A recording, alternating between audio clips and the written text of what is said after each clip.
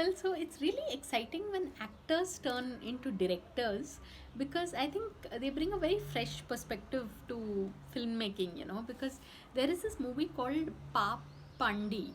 It's a Tamil film that has been directed by Dhanush.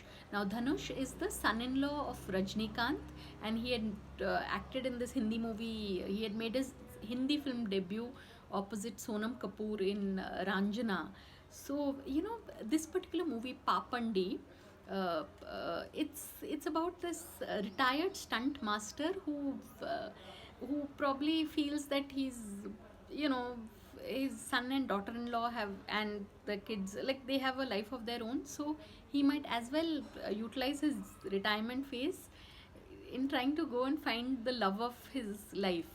So the very premise of the film is so fresh and unique. Yeah, so really, I mean, Dhanush, this is his directorial debut, but he's just, it's in his genes, and quite literally, to be a filmmaker. So you all have to watch it, people. It's called Pap Pandi, and it's on Netflix.